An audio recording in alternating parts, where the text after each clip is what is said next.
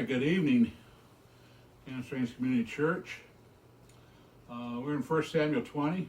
We're talking about three characters here, Saul, David, and Jonathan.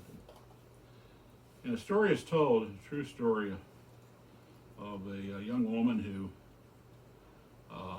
kept having her ID stolen and kept having financial trouble, money stolen from her, and every time she would change, it gets stolen again. He didn't know what's going on. Well, after a while, her mother passed away, and she just was grieving and grieving. But going through her mother's stuff, she realized that her mother stole her ID. It was her mother who had taken her money. And she said, after a couple weeks, I stopped grieving because you can't grieve for someone you never knew. And it's a sad story, but we have a similar story here with Samuel and Jonathan and David. And so 1 Samuel 20, verses 24 through 34 says, Then David hid in the field, and when the new moon had come, the king sat down to eat the feast. Now the king sat on his seat, as at other times, on a seat by the wall. And Jonathan arose, and Abner sat by Saul's side, but David's place was empty. Nevertheless, Saul did not say anything that day, for he thought, well, something has happened to him. He is unclean. Surely he's unclean. And it happened the next day, the second day of the month, that David's place was empty. And Saul said to Jonathan, his son, Why has the son of Jesse not come to eat either yesterday or today? So Jonathan answered Saul, David earnestly asked permission of me to go to Bethlehem. And he said, Please let me go, for our family has a sacrifice in the city. And my brothers commanded me to be there. And now if I have found favor in your eyes, please let me get away and see my brothers. Therefore he has not come to the king's table. And Saul's anger was aroused against Jonathan. He said to him, You son of a perverse, rebellious woman, do I not know that you have chosen the son of Jesse to your own shame and to the shame of your mother's nakedness? For as long as the son of Jesse lives on earth, you shall not be established, nor your kingdom. Now therefore send and bring him to me, for he shall surely die. And Jonathan answered Saul his father and said to him, Why should he be killed? What has he done? And Saul cast a spear at him to kill him, by which Jonathan knew that was determined by his father to kill David. So Jonathan arose from the table in fierce anger and ate no food the second day of the month, for he was grieved for David, because his fathers treated him shamefully.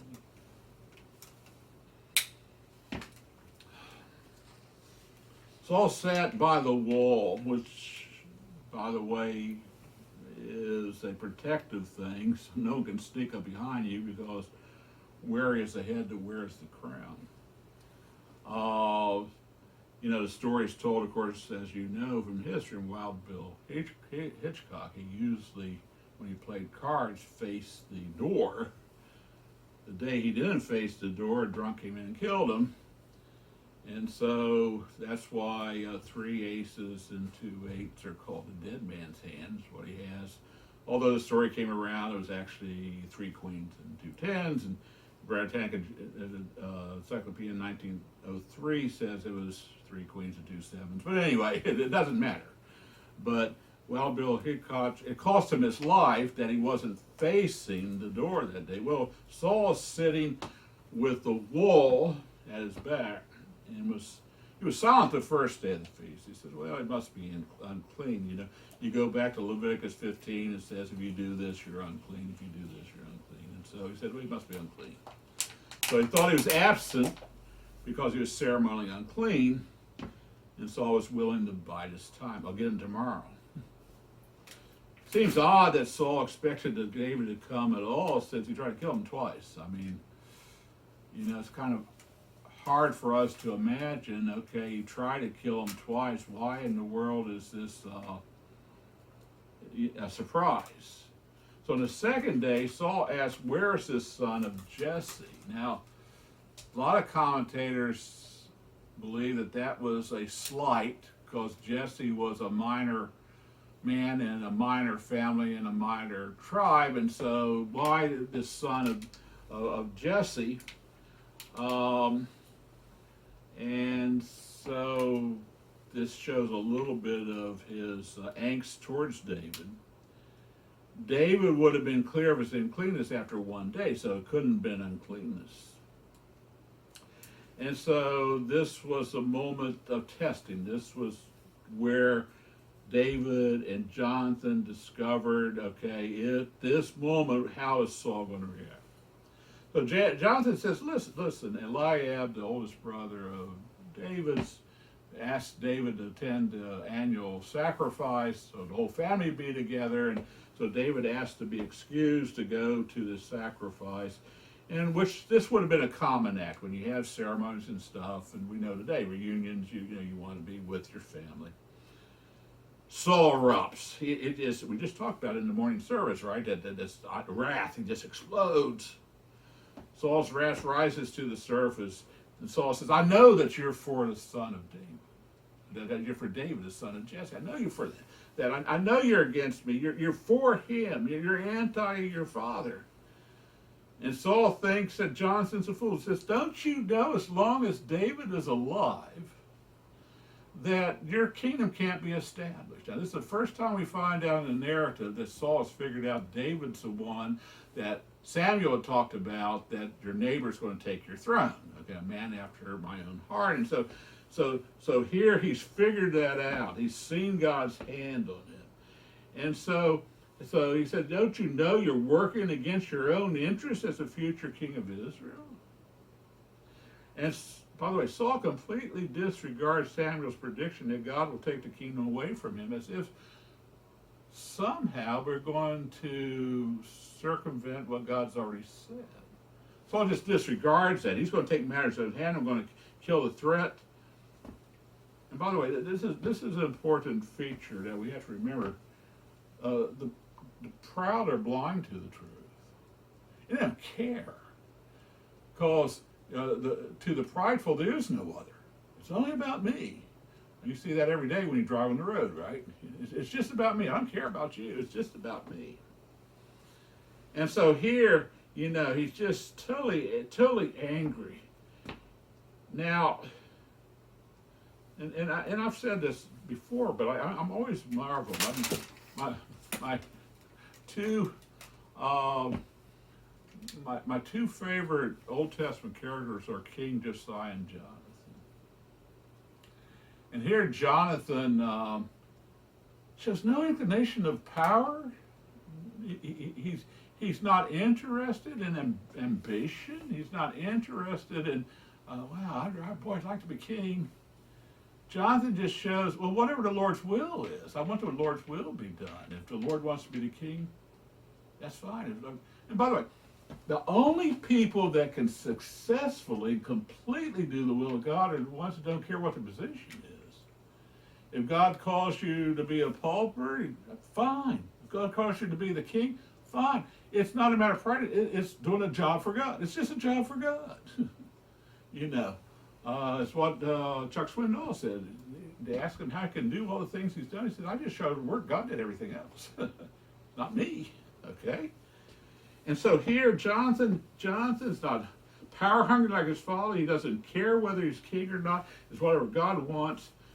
Now, Saul reveals several facts in his rage. And by the way, quite often, when bitterness spills over, we speak what's really in our heart.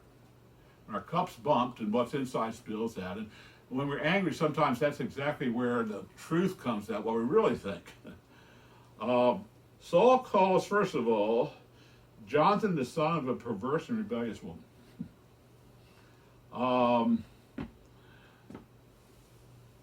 It's an odd slight to his own wife. And many commentators translate perverse as slut. I've never taken that point of view. I think what he's saying is the fact that Saul's wife opposed all of Saul's evil doings. And what Saul's wife does says, you're against me just like your mother's against me. She's not a favorite of holy. So I'm assuming, and this is just a speculation, I'm assuming she was probably a pretty strong spiritual woman to be able to stand up to her husband.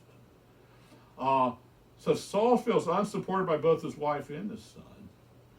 And of course, Jonathan had to get his humility and godliness from somewhere, and it's not his dad. So I'm assuming it's his mom that's done this. Secondly, not only are you a son of a perverse and rebellious woman, you have shamed your mother's nakedness. What he's saying is the fact that your mother gave birth to something that she shouldn't have given birth to, which is ironic, since Jonathan is far more righteous than his father. It's equivalent to say, what have I brought forth? We go back to Jeremiah chapter 18, where God says, shall the pot say to the potter, what have you wrought? Why have you made me like this? And of course, that is quoted over in Romans chapter 9. And so it said, you are ashamed to your mother's nakedness. And this is a reference to her giving birth to Jonathan. Thirdly, Saul says, I know that you're on David's side. You're not on my side. On David's side. And of course, we talked about last week that he's not on David's side. He's on the Lord's side. And he finds out the Lord is on David's side. So therefore, it's on David's side because he's on the Lord's side. I don't know if you follow that or not. But fourthly, Saul reveals that he had figured out that David is the threat to the kingdom alluded to by Samuel. This is the first time we have this, that Saul has figured this out. Okay, let's say David defeats Goliath. David goes out and defeats the Philistines. David goes out and try to get him to be killed by the Philistines, bring back 100 foreskins. He brings back 200. And so now he's my son-in-law, and he's the wife of Michal, and Michal loves David and not supporting her father. So he feels ganged up by his family, his wife, Jonathan, and now Michal, and so he just doesn't know what to do. So this is the first time Saul expresses, I know that David's the threat to the throne. And Saul says, listen, if I kill David, I'll secure your throne. And by the way, this is just a side note. I don't think Saul was very concerned about Jonathan being on the throne. He's concerned about his own legacy. He wants his descendants, because as these descendants go down, king after king, it always reflects back to the founder and say, these were sons of Saul. So he's more concerned about himself than Jonathan actually being on the throne. Now, Saul's madness demonstrates his foolishness. Samuel had already informed Saul that your kingdom's lost, it's gone. If you remember back in the 15th chapter where Saul reaches out and grabs Samuel to prevent him from going and tears his robe, and Samuel says, just like you tore my robe, so is the kingdom torn from you and given to your neighbor. And that's one of the odd things in scriptures, is odd things within our own selves. I mean, we think back of Isaiah 14 and Ezekiel 28. How did Lucifer think he's going to overcome God? The almighty, creator, powerful God. How do you think he's going to challenge God? It makes no sense. Saul is fighting a battle against God. It's always a losing battle. And so it's a kind of an odd situation that we have here.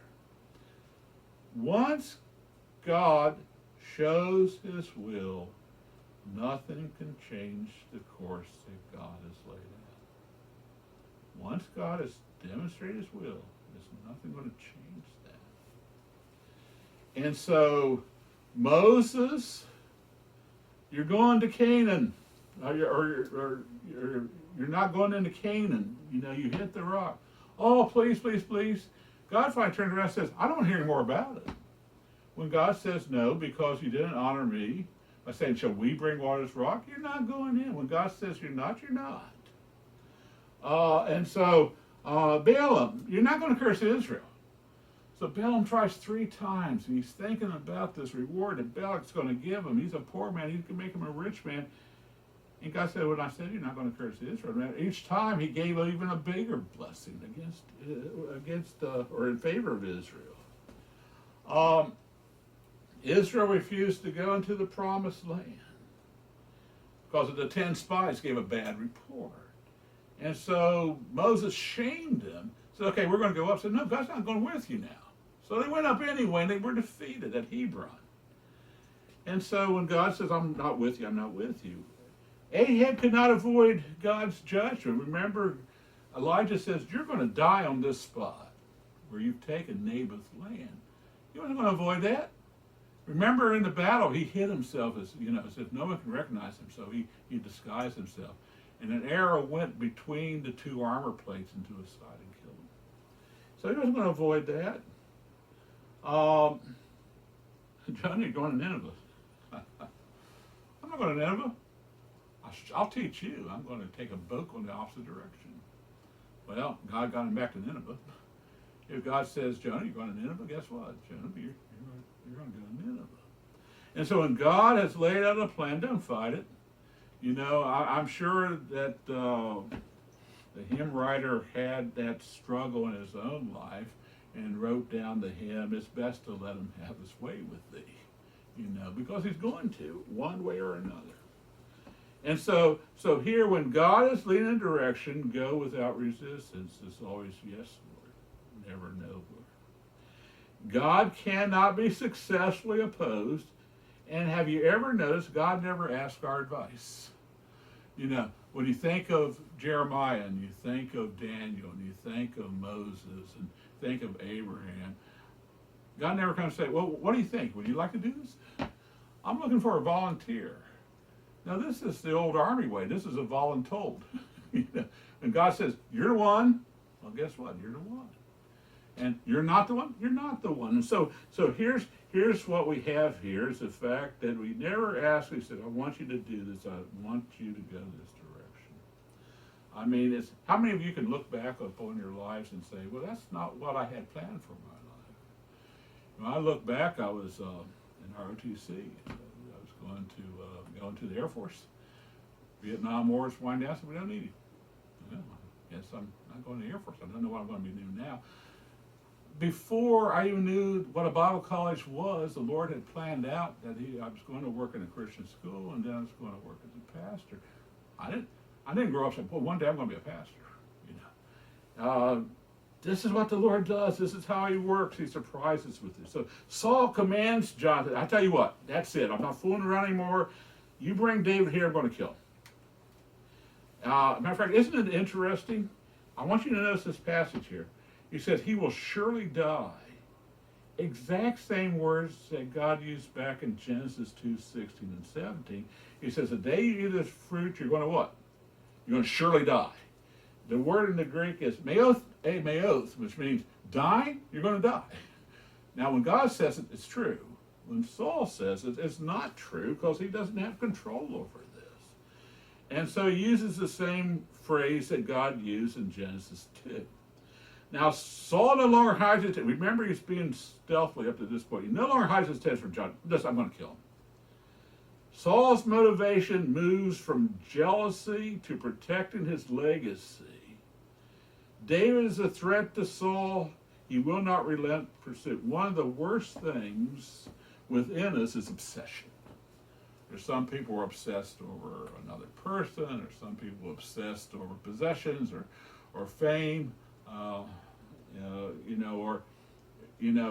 Luke 12, right? Guy builds a bigger barn and says, "You fool, this very night your soul's going to be required. An obsession be bigger and greater, and take your ease of design." And so obsessions are a horrible thing.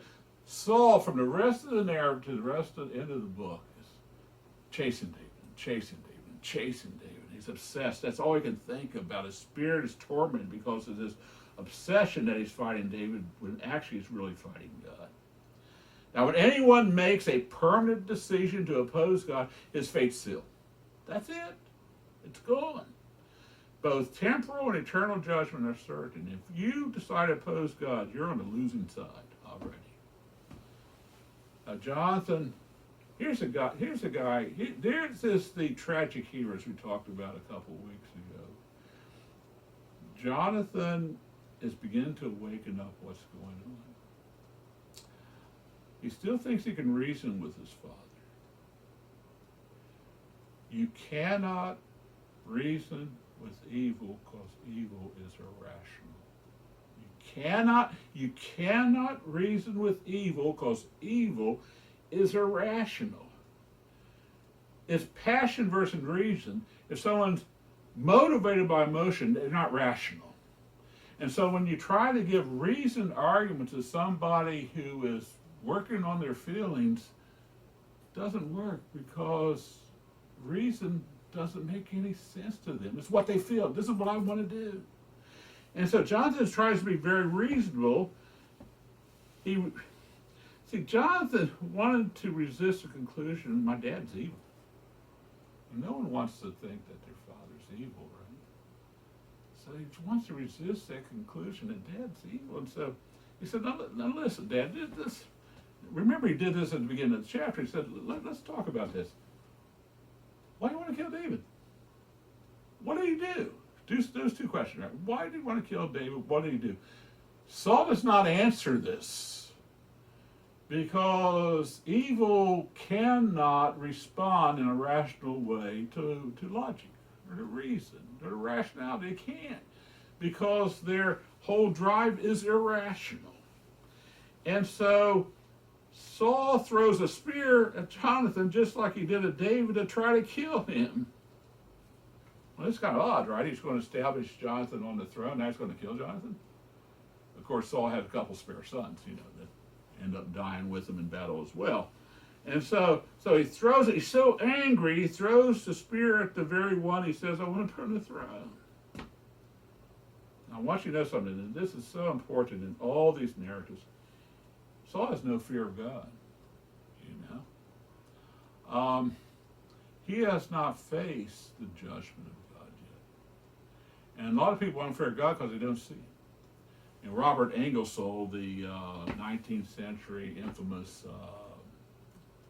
atheist, would go in Grant Park. Grant Park's famous recently because that's where Obama used to go to speak to the people. And he would get on there's a place there literally called the soapbox. And he'd get there and stand up there and challenge God. Take out the watch, 1 minute to strike me down. 1 minute to kill me. And of course, he wasn't struck down at that point. Isn't it interesting that just a few blocks away was established what became the Moody Bible Institute, and both men die within 2 months of each other? And Robert Ingersoll, there's mourning and grief at his funeral, but at Moody's funeral, there's celebration and thousands came. By the way, Robert Ingersoll is the one that on a train challenged Ben Wallace who became he was a general in the Civil War, became the head of Arizona Territory, and Billy the Kid was there, to write a book disproving, the resurrection of Jesus Christ. Actually, Ben Wallace came to faith. Wrote Ben-Hur, Lew Wallace, I'm sorry, General Lew Wallace. And so he came to faith. But this is what you have here. Saul has no fear of God. So even his son is viewed as his enemy. Now Jonathan is extremely angry. And notice the three emotions it mentions. One, he's angry. He's very angry. This is the first time we have in the narrative where it says Jonathan's angry. He's angry against his father. He's angry what his father's become. He's angry what it is. Secondly, he's grieved. Quite often, for a Christian, for a believer, anger and grief go together. That you're so disappointed. So, you're just so grieved that this person you've been trying to reach rebels against God and their eternal destiny. You know what's going to happen to them. And so Jonathan is grieved, and then the third emotion, he's ashamed. He's ashamed to be called his father's son. He's ashamed of what his father is. He doesn't want to associate with what his father is. He's embarrassed. And so he walks away understanding exactly what's going on now, that David was exactly right, that Saul wants to kill him. Saul wants to keep the throne for himself. Saul wants to go against God. You know, quite often we have to choose between God and family. You know, many of you have family members who you're estranged from because you're a Christian. And Jesus said that I came to bring a sword, dividing, you know, father and son, and mother and daughter, et cetera, et cetera. And, you know, a lot of you are much closer to your Christian friends, your Christian family, than you are your own family, those who don't believe. But when it comes to a choice between God and family, you always have to choose God. But there's a loss, right? And there's many of you praying for your brothers and sisters, or parents, or children. And you're saying, you know, if only, right? If only they'd come. Because there's a loss. There's a grief there. Because there's a greater gain by staying with the Lord. And that testimony is the only thing that's going to be the light in that family member's life that they can look at. And if the Lord can use down the road to maybe bringing your loved one to Christ.